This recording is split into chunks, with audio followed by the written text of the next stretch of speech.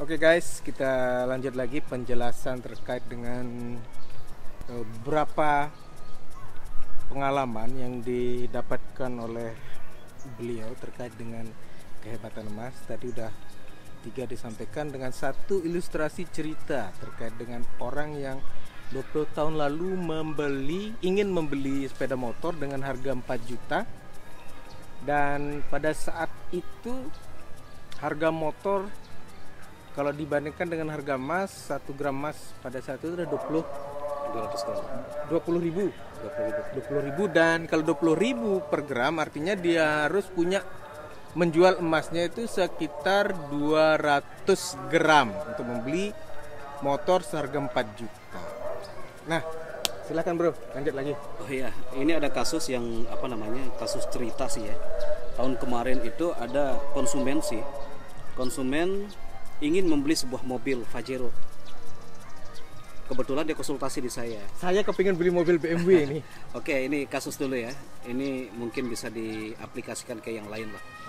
Jadi temen ini ingin membeli sebuah mobil Pajero. Dia ngelihat Pajero itu harganya sekitar 560-an ya. 570 jutaan. Ini kasusnya kapan ini? Berapa tahun yang lalu? Satu tahun yang lalu di saat harga emas. Ingat 1 tahun yang lalu ya. 1,5 tahun lah ya. 1,5 tahun. Harga emas pada saat itu 560.000 per gram. 500 atau 570 lah ya. 570 ya. Ya, ibaratnya dia bercerita ke saya, "Ji, saya kepingin ini membeli Pajero. Tapi kok saya lama nunggu diskon, nggak di diskon sampai bulan Desember gitu, sampai ini Agustus, Oktober gitu kan." Saya bilang sama dia, kalau mencari diskon itu sebenarnya Desember. Tapi sebelum itu juga baiknya uang ini segera dirubah dalam bentuk emas dulu lah. Dan saya berani janji sama dia, andai kata kalau Anda rubah uang ini ke dalam bentuk emas sekarang juga atau tahun ini, jamin dah 1,5 tahun yang akan datang mobil Pajero itu akan didiskon banyak loh, saya bilang kan. Di mana? Di dealernya gitu lah. Kok bisa katanya? Ya coba aja, saya bilang kan. Dan saya ada jaminan loh, dan saya garansi mereka. Nah setelah itu dicoba, sudah gitu kan, dicoba. Dia belikan emas itu disimpan, didiamkan, tidak dimainkan, kawan. Dia tidak memainkan, hanya mendiamkan saja. Ternyata apa yang terjadi?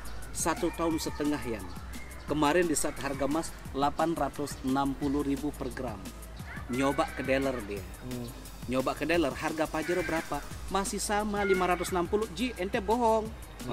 Katanya kan 1,5 tahun Pajero itu murah harganya di dealer, diskon banyak-banyak. Memang murah. Kok bisa ente bilang saya bohong? Saya bilang kan, harga masih tetap sama. Memang harga sama. Dia tidak akan menurunkan harga, dan tetap harganya sama seperti itu Pajero. Tapi coba Anda lihat, di saat Anda menjual emas itu sekarang, masuk ke dealer, berapa uang yang bisa Anda keluarkan untuk memiliki mobil itu? Ternyata benar. Emas ini dijual harga 840 juta, nyampe ke dealer dia bayar secara cash 560 juta. Mestinya, paham nggak? Ya. Jadi uang emas yang dulu waktu itu dia punya uang itu kan aneh. Belum mendapatkan harga Pajero yang 500 gitu kan? Setara dengan 1 kilo dia, Yan. 1 kilo kan? Artinya kayak gini, sebelum dia membeli Pajero kan, uang Pajero ini dibelikan emas. Dia dapat 1 kilo loh, Yan. 1 kilo ini berupa emas, disimpan 1,5 tahun.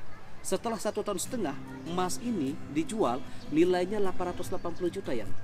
Sementara mobil Pajero itu ternyata 1,5 tahun enggak ada diskon-diskon, Yan. Masih tetap harganya 560. Tapi bahkan ada Pajero Dakarnya itu lebih mahal katanya kan. Kalau nggak salah sekitar 600 juta. Malah naik harganya. Kan kaget dia. Tapi apa yang saya bilang, diskonnya banyak, bisa 40%-an jadinya, saya bilang kan. Di saat emas ini ada dijual emasnya, kaget dia. 880 juta nilai uangnya jadinya. Yang dulunya hanya 560 juta. Masuk ke dealer, beli dengan angka 600 juta yang Dakar merek terbaru, yang terbaru dia dapat. Dan harga walaupun mahal tapi masih dia beli, bahkan uangnya bersisa ya 280 juta sisa uangnya. Nah, Jadi diskonnya itu kan banyak sekali jadinya, Yon. Hah? Ini salah satu keunikan dari emas, guys. Salah satu hebatnya emas. Di saat disimpan jangka panjang, bahkan dia bisa menjadi penyelamat. Bahkan dia bisa melipat gandakan apa yang kita inginkan tahun yang lalu, bahkan puluhan tahun yang lalu. Nah, Oke, gitu loh ya. Jelaskan sekarang artinya kalau kalian saat ini mengkonversi uang Anda menjadi emas, maka nikmatnya itu adalah setelah beberapa tahun ke depan, apa yang kalian ingin beli ketika saat ini belum bisa tergapai, emas ini akan memberikan diskon. Betul. Emas ini akan mendiskon tanpa kalian perlu usaha capek-capek, tanpa kalian harus perlu lagi mempunyai usaha yang ribet, yang ruwet. Karena di awal pembicaraan kita tadi udah dijelaskan, orang yang ingin menabung emas, menyimpan emas itu nggak perlu pinter, nggak perlu cerdas, nggak perlu banyak mikir, nggak perlu apa-apa. Kalian mau dari kalangan siapa aja bisa menghasilkan lebih dengan emas. Begitu kan, bro? Iya, pastinya ya. Terus yang jadi pertanyaan kadang-kadang, kapan kita mau beli emas? Iya, itu sementara sering harga emas tinggi gitu kan. Kalau dari saya guys ya, saya tidak pernah takut kapan saya mau beli emas gitu loh. Artinya bukan kita ada uang atau apa, tidak. Cukup satu yang kita tarik garis besarnya, bahwa emas itu pertama dia wajib hukumnya naik ya. Sekarang orang mengatakan tinggi loh ya, tinggi sekali harga, udah tembus 1 juta loh ya. Nah, tinggi nggak harga? Tinggi, banyak orang takut, banyak sekali. Sebenarnya angka tertinggi ini bukan sekarang ini terjadi ya. Setiap tahun orang masyarakat kekhawatiran dengan harga tertinggi karena emas itu selalu mencetak rekor terbaru. Nah, kalau sekarang kita beli 1 juta kita anggap tinggi, mohon maaf, Besok Anda tidak akan pernah dapat membeli emasnya lagi kalau Anda menahan-nahan gitu loh. Bahkan orang bijak pun pernah berkata loh Yan. Orang bijak itu berkata, Anda ingin beli masa depan, beli masa depan tuh pakai emas sekarang ini juga. Maka masa depan Anda bisa beli dengan emas. Ini bahasa orang bijak. Catat itu guys. Membeli masa depan, belilah dengan emas saat ini. Beli masa depan, belilah dengan emas saat ini. Jadi kapan kita membeli emas? Tepatnya, saya rasa 20 tahun yang lalu ya. Yang paling tepat ya. Tepatnya itu sebenarnya sudahlah. Yang paling tepat kita membeli di saat kita punya uang sudah. Di saat kita punya uang, tutup mata, tutup telinga, beli emas. Jangan pernah takut. Jadi itu yang pertama. Kayak gini jadinya. Kalau dari ilustrasi yang sudah ada dan saya ambil sedikit kesimpulan, kapan membeli emas? Karena harga terbaik adalah yang dulu lah yang jelaskan. Karena sebelum naik kan. Nah, terus kapan waktu yang tepat? Ya saat ini kan jadinya.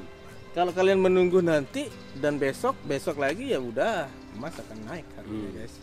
Saya juga kemarin sempat beli emas 1 gram di Pegadaian. Iseng lah ini sebenarnya, semau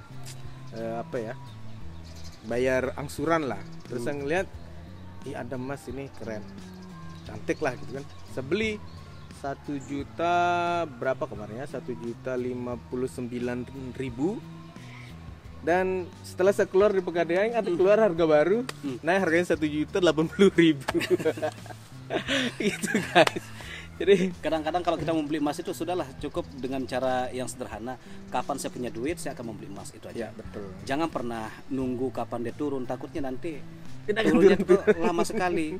Dan pada saat turun tidak ada uang lagi. Dan ini poinnya juga ini yang bahwa emas itu dia tidak akan pernah turun, mustahil dia turun untuk kembali ke harga-harga sebelumnya. Iya, betul. Mustahil. Kalau udah naik terus dia. Turunnya paling standar dengan angka kenaikan yang kemarin gitu kan. Tapi kalau dia turun sampai 600 500, wajib dan mustahil dia tidak akan pernah terjadi. Kenapa? Nah, banyak orang bertanya, kenapa? Harus ada logikanya dong, gitu kan? Jadi logika berpikir kita itu adalah, kenapa harga emas ini selalu mencetak rekor terbaru terus, selalu mencetak angka-angka tertinggi, dan dia tidak akan kembali ke harga-harga sebelumnya? Karena emas itu diciptakan hanya sekali oleh Allah. Sama kayak properti. Di dunia ini hanya beberapa titik tambang saja yang bisa diproduksi emasnya. Nah, seandainya kalau emas ini, tambang satu ini sudah ditutup, dia tidak bisa beranak pinak, ya kan? Betul, apa yang terjadi? Otomatis harga emas itu naik. Terus apa yang mempengaruhi? Tingkat pertumbuhan tinggi, tingkat pertumbuhan manusia, tingkat angka kelahiran tinggi, ya kan? Angka kelahiran tinggi. Terus angka kelahiran perempuan juga tinggi. Ini menarik nih, perempuan jadi, ini yang ya, juga terkadang kalau bahasa kasarnya apa namanya, kenapa di harga emas itu naik? Sebenarnya yang paling menyederhanakan pemikiran kita ya. Mas kawin. Yang paling menyederhanakan pemikiran kita, selama jenis kelamin perempuan masih hidup, masih dilahirkan, wajib masih tunai. Betul. Dan juga orang kawin loh, orang kawin di India juga gitu kan, pengaruh juga Ya, pola budaya jadi di sana. ada beberapa hal yang mempengaruhi harga emas itu. Kenapa dia naik tidak akan turun? Ya, angka kelahiran. Pertama, angka kelahiran, terus Perempuan. emas ini diciptakan sekali. Terus yang ketiga, negara setiap dia mencetak uang, ternyata dia harus di-backup pakai emas. Ternyata itu loh yang menyebabkan apa namanya harga emas naik. Terus yang keempat, harga emas itu apa namanya beda dengan produk-produk yang lain atau aset-aset yang lain seperti properti. Emas ini fungsinya terlalu banyak loh Selain sebagai perhiasan, emas ini bisa sebagai dekorasi, emas ini bisa sebagai interior, emas ini bisa sebagai Elektronik gift. juga kan? Ya, emas ini bisa sebagai gift, emas ini bisa sebagai apa nih, elektronik. Jadi di elektronik ini satu merek, taruhlah kita tarik Samsung saja ya, satu merek HP Samsung dengan seri yang sama, yang seri 1 gitu ya, itu di saat dia menciptakan sedunia ini, Ada chip-chipnya itu yang iya, emas kan? kan dunia menciptakan Samsung. Ternyata di dalam Samsung tuh masih ada kandungan emasnya loh.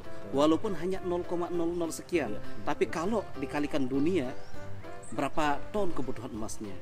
Itu loh. Belum produk-produk yang lain, belum seri-seri yang lain. Nah, itulah. Itu salah satu yang bisa menyebabkan kenaikan harga emas. Selain itu biasanya supply and demand. Supply and demand ini terkait dengan hari-hari besar negara, hari-hari besar agama gitu kan. Misalkan Dan agama Islam kalau gitu yang kan. ASN kapan dia cair gaji 13? Cair kalau di Indonesia ya. Jadi Nah, oke, terus guys. selain itu juga emas ini naiknya itu karena ini politik ekonomi sosial. Geopolitik. Geopolitik dunia. Dan juga suku bunga, kebijakan suku bunga bank sentral seperti The Fed Amerika. The Fed Amerika bisa berpengaruh dia karena sentral dunia dia. Ya. Jadi di saat tingkat suku bunga rendah biasanya harga emasnya naik. Betul. Orang tidak mau berdeposito. Betul. Masyarakat itu berbondong-bondong membeli emas. Itu salah satu alasannya. Safe haven. Gitu lah, safe haven. Jadi Ya. Banyak manfaat Jangan- berarti ini kita bicara nih luar banyak biasa ini. buka-bukaan kita rahasia Iya. emas ini. Cara Jadi- cerdas juga. luar biasa banget guys, ilmu yang kita bisa dapatkan dari hasil obrolan di siang hari yang sedikit mendung. Dan memang betul juga sih pengalaman emas ini, dari cerita-cerita orang tua kita juga selalu menyarankan kita untuk menabung emas. Dan kedua, emas ini juga teruji di saat pandemi saat ini ya. Iya. Pandemi saat ini luar biasa, harga emas tuh meroket banget karena banyak sekali terjadi PHK, terus tidak ada kemampuan orang untuk mencari tambahan lagi karena ada pembatasan PSBB apalah namanya kayak gitu. Tapi bagi yang punya emas, dia adalah orang yang paling banyak senyum. Bukan begitu, Bro? Iya, pastinya. Emas itu sebenarnya hebatnya di saat krisis ya. Di saat krisis. Dalam negeri, krisis dunia, emas itu sangat-sangat hebat. Jadi bahkan bos saya pun sendiri menyatakan seperti itu. Dia daripada membeli tanah, dia lebih membeli emas ya. Mengumpulkan emas daripada mengumpulkan properti. Satu, secara logika dia ngasih kita ini apa namanya? Ngasih kita masukan, kenapa saya lebih memilih emas dibanding aset yang lain gitu loh. Kalau emas ini dia sangat mudah untuk dicairkan di saat situasi Kita butuh kebutuhan mendesak. Itu yang pertama. Terus yang kedua, kemanapun saya jual emas ini tidak bisa. Itu kemanapun kita jual emas ini tidak bisa. beda dengan properti tanah ya. Saya negara Indonesia, andai kata Indonesia dibom, terjadi perang, terjadi kerusuhan besar-besaran, Indonesia, tiba-tiba kita harus dideportasi, kita harus kita dievakuasi menuju negara sebelah. Sekarang ente kalau mau bawa aset ente ya, seperti properti gitu kan, sertifikat ente pegang, terus ente dibawa ke Malaysia, kira-kira bisa nggak ente jual aset itu di sana? Iya, nggak bisa lah. Sementara Indonesia lagi ikut. dibom, Iya, lagi huru-hara. Apa yang terjadi? Ente tidak bisa mencarikan aset, bahkan di Gade pun tidak bisa. Karena siapa yang mau kan? Nah, siapa yang mau? Lagi Sementara kalau kerusuhan. emas, ente di deportasian, Kita bawa aja. pegang emas, butuh duit di sana, cairkan emas, bisa laku Aman. Pak. Aman. Hah? Aman, laku. Lama nggak prosesnya? Enggak. Dan siapapun bisa membeli. Iya, kan? itu salah satu hebatnya Iya, juga. kalau tanah sekarang ini aja kan, kalau tanah properti kita mau jual tuh susah karena pukulan awal itu pun besar. Nah, ada juga ini cerita dari kawan Yan. Dulu pernah saya ini apa namanya konseling gitu kan. Dia pemain properti, developer gitu, developer. Setiap dia punya hasil segala macam, selalu uangnya ini jarang dia pegang uang, langsung dalam bentuk aset, land bank lah gitu kan, tabungan tanahnya banyak sekali gitu loh ya. Tapi satu sisi dia tidak tidak ingat bahwa aset properti ini dia tidak liquid, Betul. dia tidak mudah liquid, untuk tidak dicairkan. mudah untuk dicairkan, betul. Dulu pernah saya konseling dia, baiknya harus ada aset properti yang dirubah ke dalam bentuk emas, dicairkan terus dibelikan emas. Tapi dia tidak melakukan seperti itu. Tidak Dan menerima ternyata saran. apa yang terjadi? Dia kena musibah. Dia kena musibah, dia kena tagihan, harus menyelesaikan dengan angka Jatuh 700 temponya. juta. Iya, harus menyelesaikan dengan angka 700 juta. Kalau dia tidak bisa menyelesaikan, ya malu lah gitu kan. Nah, apa yang dilakukan? Dia tidak bisa melakukan apa-apa selain menjual aset itu. Aset yang dijual macam-macam, ternyata aset yang strategis yang diminta. Aset strategis itu nilai 10 miliar loh ya. Nah, di saat dia menawarkan aset yang strategis 10 miliar ini ke orang-orang, tentu dia tidak bisa sesegera mungkin. Harus informasi inilah itulah, 2 bulan 3 bulan belum terselesaikan ya. Di saat ada yang masuk menawar, harga itu ditawar dengan harga setengah harga loh ya. Kan nangis. Nah, ternyata beberapa bulan kemudian akhirnya laku juga properti itu. Tapi harganya dijual dengan angka 7 miliar. Dia ada kerugian 3 miliar, 3 miliar. dari pengharapannya. Iya. Pengharapannya harga pasar itu di angka 10 miliar. Ternyata dia jual dengan angka 7 miliar. Bahasanya karena kepepet. Betul. Ah, Dikabletin sudah. karena kepepet ya sudah. Dan itu pun dia tidak bisa menerima langsung cash. Tempo lagi. pembayaran. Iya, iya. 6 bulan, 1 tahun gitu loh. Iya, iya. Nah, seandainya kalau dia ingat kata-kata saya Punya bahwa emas. properti itu kalau bisa dijadikan emas sebagian, dia tidak akan seperti ini. Nah, seandainya uang yang 700 juta itu dibelikan emas gitu loh ya. Emas ini janganlah kita berharap dia dapat untung. Emas ini yang kita harapin itu adalah di saat urgen dia sebagai penyelamat. Nah, seandainya kalau dia punya emas nilai 700 juta itu dijual, jangan sudah harap untung, rugi sudah. Bahkan rugi pun 20% lah kita targetin Hitung, dia. Ya, itu saja rugi. 700 juta dijual, dia mengalami kerugian di angka 140 juta. Nah, gitu loh ya. Sampai 3M. Nggak sampai 3M dan terselesaikan semua masalahnya loh ya. Nah, ini yang kita maksudkan. Jadi kalau saya sih berkeinginan sih menyadarkan masyarakat bahwa baiknya setiap kakak, setiap kepala keluarga itu harus ada cadangan emas di rumahnya. Sebesar apa? Ya sebesar yang mereka punya. Ya, kalau memang bisa 1 gram 1 bulan kan lumayan. 1 bulan, 1 tahun, 12 gram. Nah, seandainya nanti kalau ada anak masuk rumah sakit atau apa, enggak perlu sudah dia gade motor, enggak perlu dia jual motor. Karena kalau dijual seperti itu, ruginya terlalu jauh. Sementara emas ini ruginya berapa? Kalau logam mulia kan cuma 5.000, 10.000 ya. Uang sekarang 900.000. Masa nanti keberatan sepotong cuma 10.000 loh ya. Sementara transfer ke bank lain saja 6,5 kita rela. Ya. Nah, ini salah satu lebihnya emas ini dibanding yang lain kawan. Ya mungkin dari saya sih Yan ini saja dulu hebatnya emas. Terus kenapa kita harus memiliki 24 emas. karat atau apa, perbandingan dengan emas dengan Semua uang, dijelaskan bahkan dengan tadi. properti kita udah menjelaskan. Ya saya rasa penjelasan singkat, sharing yang singkat ini bisa bermanfaat untuk teman-teman semua, dan mungkin ini bisa menjadi amal jariah dari saya Yan, untuk teman-teman semua.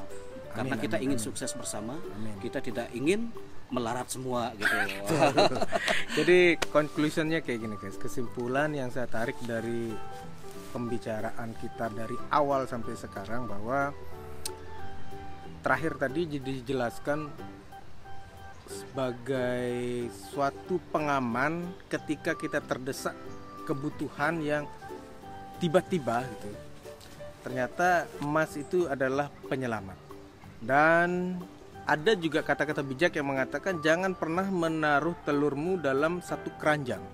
Jadi kita harus membagi portofolio aset kita itu menjadi beberapa aset-aset investasi yang memang salah satunya yang bagus untuk likuiditas yang sangat cepat cair itu adalah emas. Oke, punya properti tapi harus punya emas. Oke, punya saham, withdrawal itu juga susah guys. Saya juga ngalamin withdrawal ketika main saham loh ini bro. Untuk saya withdraw, saya punya saham itu lama prosesnya, nggak bisa sehari. Butuh seminggu loh. Lah, lama. Dari tanggal 12 sampai sekarang ini tanggal berapa 19 ini butuh semingguan baru bisa withdraw. Itu main saham ya. Dan main saham juga resiko tinggi guys. Kalau emas asik banget dan cepat cairnya. Sekarang semua orang bisa menerima penjualan emas. Ya, kalaupun ada berbeda harga dikit-dikit Maklumilah. malumin. Tapi sepanjang kalian menyimpan emasnya ada rentang waktu 1-2 tahun atau 1,5 tahun, udah untung dah itu, nggak akan rugi. Karena harga itu dalam 1 tahun Dalam 15 sampai 20% dalam satu tahun. satu tahun. Nah, dalam 1 tahun ada rentang kenaikan, trennya itu adalah 15 sampai 20%. Jadi kata terakhir, beli emas sekarang, jangan menunggu besok, karena besok kita nggak tahu harganya apakah dia akan meroket. Kalau dia turun pun tidak akan turun sampai harga yang 1-2 tahun atau 6 bulan yang di belakang lah. Yakin dah itu, karena pakarnya sudah mengatakan 9 tahun loh bro. 9 tahun melakukan analisa dan belajar terkait dengan emas, Termasuk expat lah. termasuk expert. Kalau ukurnya udah doktornya lah beliau ini. Dan terima kasih banyak, semoga video ini bermanfaat buat kalian. Dan kalau dirasa ini bermanfaat, silakan kalian share ke teman-teman kalian. Dan kalau ingin bertanya lebih jauh lagi dan ingin bergabung dengan kita, dengan member kita, nanti kalian bisa komen di bawah. Saya akan buatkan deskripsi bahwa kita juga punya grup yang akan kita coba kembangkan untuk belajar bersama terkait dengan investasi emas. Terima kasih bro. Oke, thank you. Sama-sama. Assalamualaikum warahmatullahi wabarakatuh. Dadah.